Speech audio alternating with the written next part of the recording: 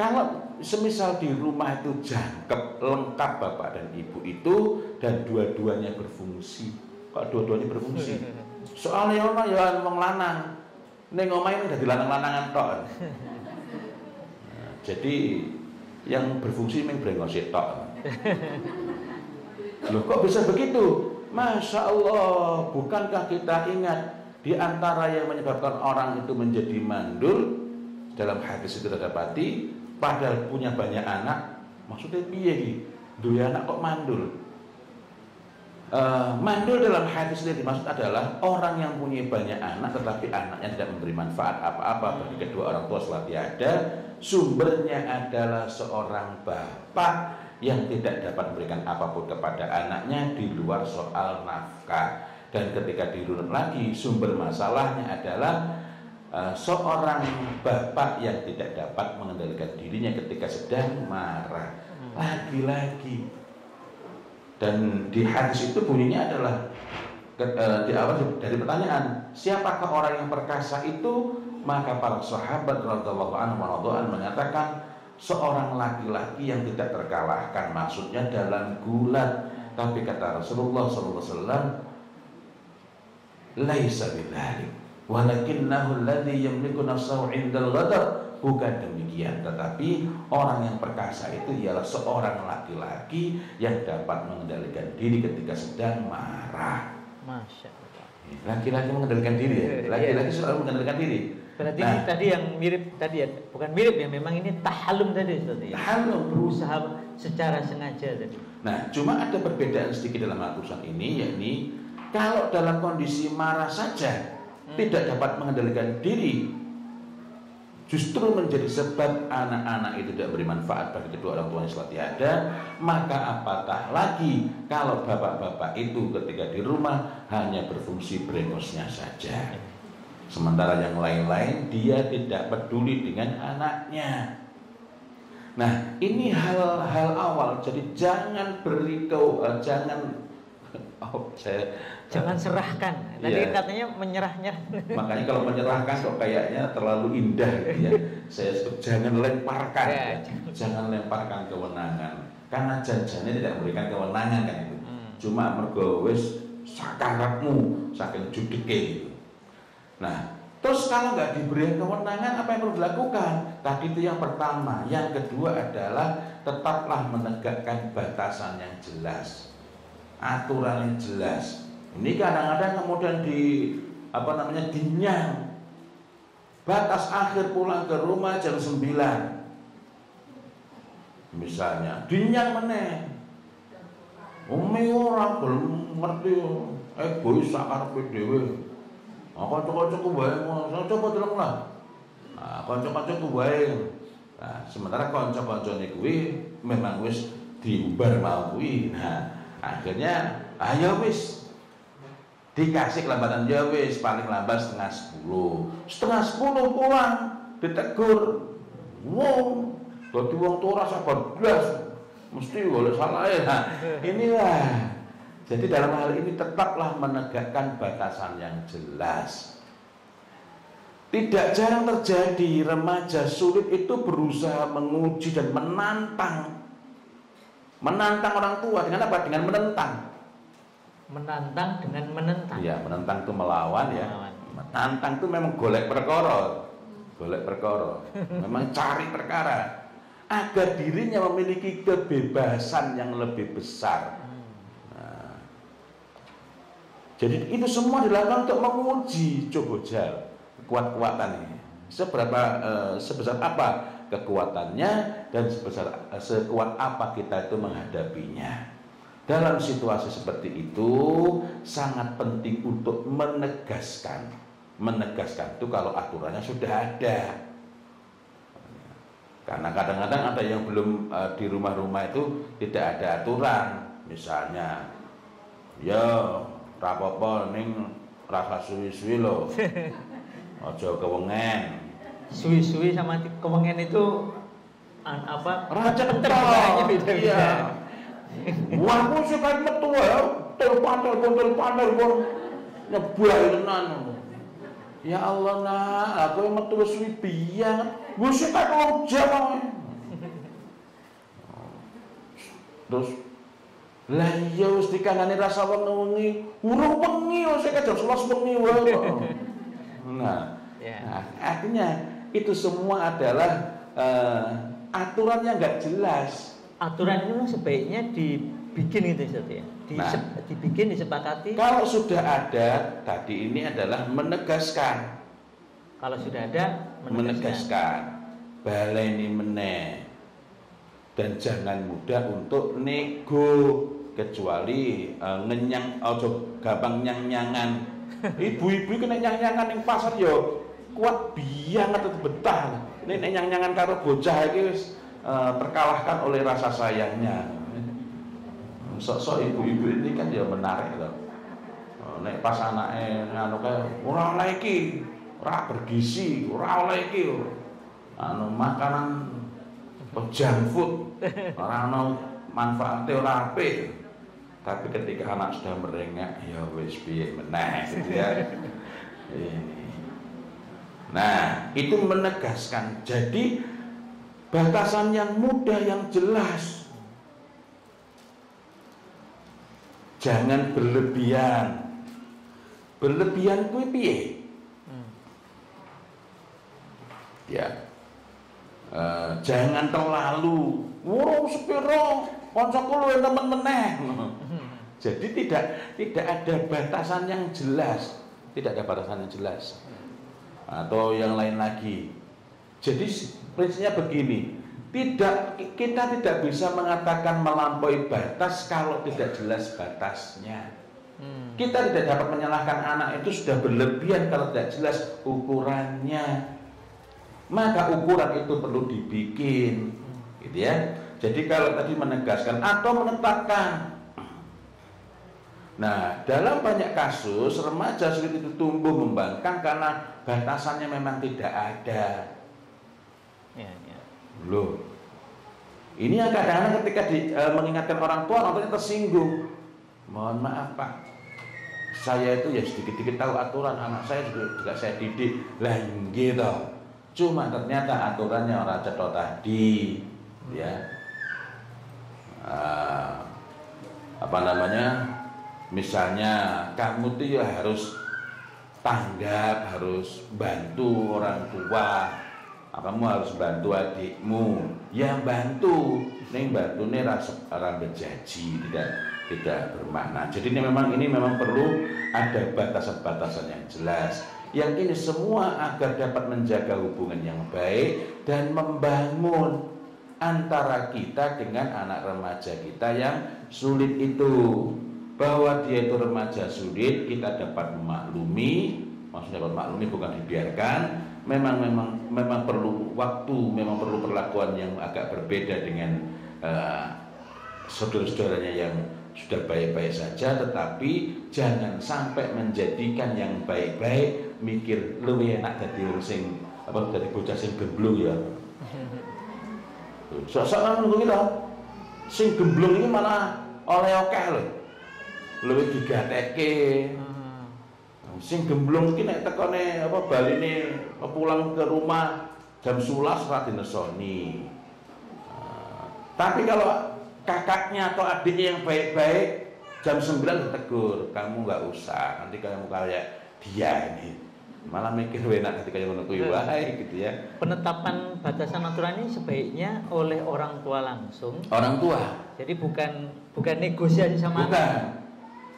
Apa nggak boleh melibatkan anak? Boleh untuk anak yang memang sudah memang dari awal baik-baik saja gitu ya. Terlihat dia ini orientasinya bagus, yang dia pikirkan itu hal-hal yang bagus, malah dapat kita ajak untuk diskusi. Saya jadi teringat ada sebuah sekolah, saya nggak perlu sebutkan sekolahnya. Itu cuma waktu itu saya diminta untuk mengisi kegiatan sekolah itu, dan saya memang tidak menyampaikan materi waktu itu.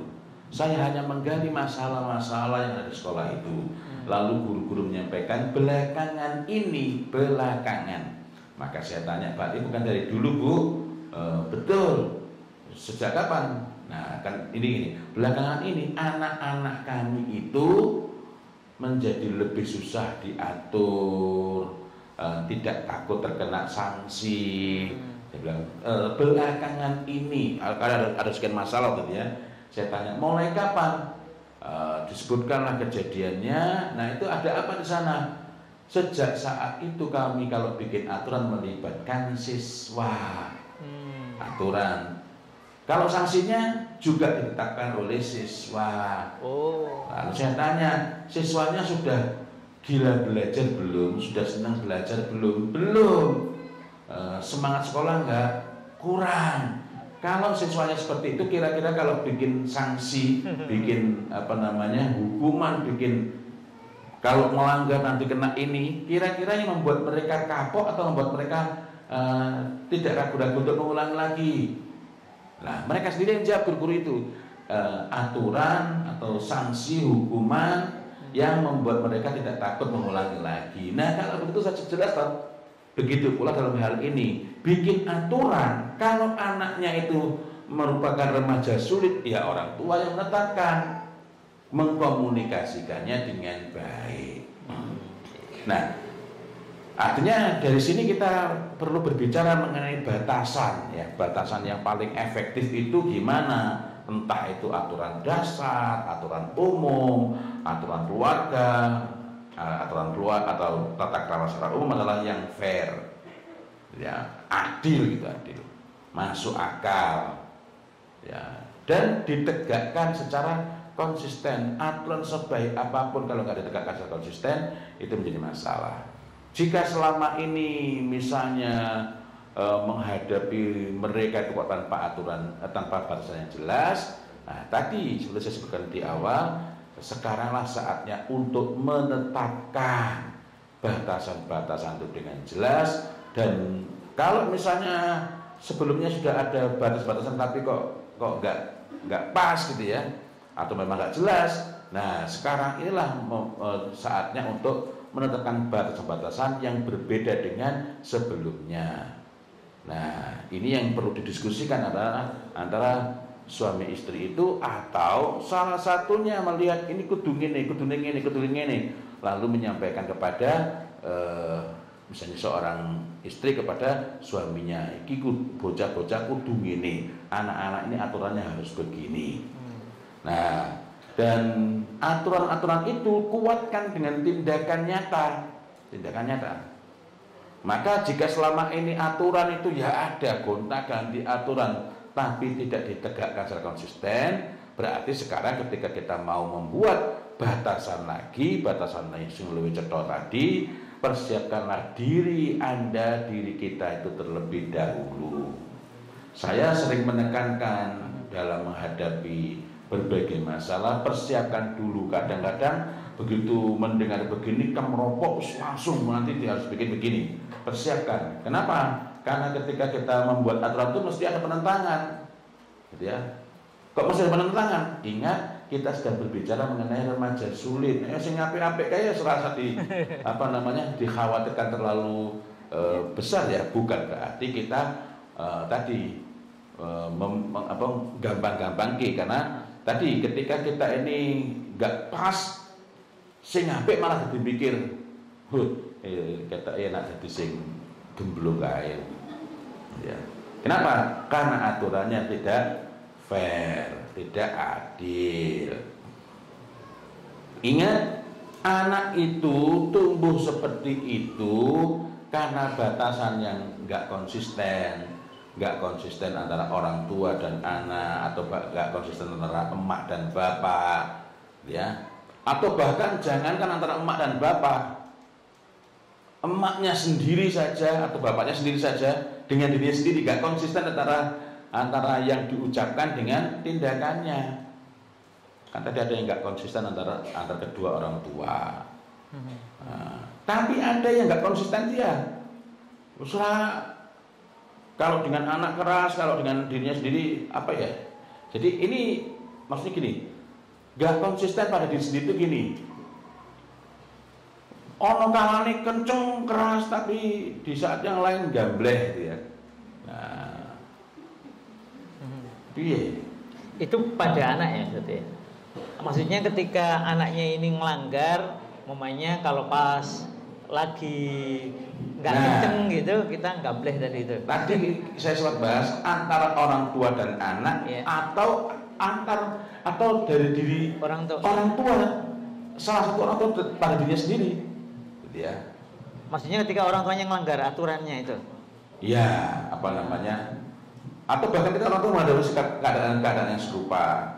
Nah, kalau masih ada satu orang tua yang konsisten, masih ada satu orang tua ini dapat mengambil peranan yang lebih besar. Memang lebih berat ya, lebih berat. Kenapa? Karena salah satu orang tuanya itu berarti menjadi pasiennya. Gitu. Nah, kita teruskan lagi. Jadi ketika apa namanya, kalau orang tuanya nggak konsisten, berarti orang tuanya sendiri apa namanya, perlu bantuan. Gak konsisten itu nanti juga misalnya ini nggak boleh, tapi ketika orang tua lagi perlu dibantu anak, ya wes apa-apa itu. Ya. Nah, tetapi di luar soal aturan-aturan tadi, kok di luar soal-soal tadi ya, hal penting dalam semua situasi itu ialah yang harus dijaga betul adalah sikap respek, sikap hormat anak kepada kita. Ini yang harus dijaga betul. Kalau tidak ada, artinya ini yang bukan kita mau gila hormat.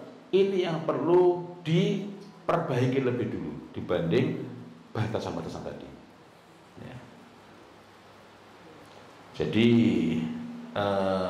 mengenai penghormatan tuh, hormat sebagai orang tua maupun hormat terhadap aturan-aturan itu. Nah, tapi kalau dia hormat, maka berikanlah, tunjukkan pula sikap yang baik, sikap yang respek kepada anak itu. Nah, yang ketiga, sebenarnya ini hanya menegaskan saja, bersikaplah yang tegas, bukan kasar. Ini semua memudahkan anak remaja menghormati batasan, walaupun awalnya menentang. Ya. Oh ya, contoh nggak konsisten itu gimana? Sebagian orang tua membuat aturan dalam satu kondisi tertentu, misalnya anak bikin ulah, disuruh duduk di kursi tenang, misalnya di ruang tenang. Nggak boleh kemana-mana, apapun yang terjadi keluar nggak boleh keluar. Lah kok hujan, panik, jemuran banyak, lalu anak dikerahkan. Nah, dalam situasi ini kadang-kadang anak menunjukkan tiba-tiba menjadi baik, mau mau bantu. Oh iya nak, makasih nak ya. Makasih nak ya, kamu mau bantu, tapi kamu masih tetap di sini. Kamu masih tetap di sini. Nah ini kan, ini saya tadi lagi mikir-mikir gue contoh nih mana. Nah, jadi ini tetap, ini kan kita lagi lagi perlu bantuan. Lah kok yang membantu sedang dihukum gitu. Nah, sedang dihukum nggak boleh ngapa-ngapain. Nah, ini yang kadang-kala membuat orang tua berpikir jangka pendek. Jadi dalam situasi seperti itu, kita tetap menunjukkan penghargaan, hormati itu. Makasih nak, masya Allah, makasih nak. Tapi kamu tetap di sini dulu. Nanti kalau basah kalau kena panas akan kering. Tetapi aturan yang nggak konsisten itu membuat anak berpikir, coba rara rewangi. Anak bisa mengeluarkan ancaman-ancaman untuk hal-hal yang serupa atau yang lebih besar lagi. Nah, itu saya kira jadi yang ketiga tadi, bersikaplah yang tegas bukan kasar. Yang pertama tadi Ustaz, jangan lemparkan kewenangan kepada anak. Tadi nggih. Jangan lemparkan kewenangan. Kemudian yang kedua tadi berikan batasan. Setelah jangan lemparkan aturan tadi, jangan lemparkan kewenangan tadi, lalu kita berbicara mengenai hal-hal mengenai untuk itu diperlukan batasan. Nah, untuk batasan itu ada 3 hal. Pertama, tenang itu merupakan merupakan aturan, semacam aturan penting dalam menghadapi remaja sulit. Tetap tenang. Kemudian yang kedua tadi adalah tetaplah menegakkan batasan yang jelas. Jadi yang pertama itu ada batasan ini, dan ketika remaja sulit itu menunjukkan penentangan, menunjukkan pelanggaran, tetap tenang. Yang kedua, tetaplah menegakkan batasan yang jelas. Yang dalam urusan ini menegakkan batasan itu dibedakan menjadi yang pertama, menegaskan jika sudah ada aturannya, ada batasannya. Cuma selama ini tidak ditegakkan secara konsisten, dan sekaranglah saatnya untuk menegakkan secara konsisten, dan itu kita komunikasikan kepada anak. Dan dalam hal ini berarti kita juga perlu mempersiapkan diri. Nah, yang kedua adalah menetapkan kalau sebelumnya tidak ada aturan-aturan. Kemudian yang ketiga tadi adalah bersikap yang tegas, ya, bersikap yang tegas terhadap batasan-batasan, terhadap aturan-aturan itu, tetapi bukan bersikap kasar. Yang ketiga ini, yakni bersikap tegas bukan kasar, itu akan memudahkan remaja kita, remaja sulit itu menghormati batasan-batasan, walaupun awalnya dia menentang, awalnya melanggar, awalnya tampaknya merendahkan, tapi ini kan ingat kaidah pertama tadi, tetap tenang dulu. Wallahu a'lam bishawab.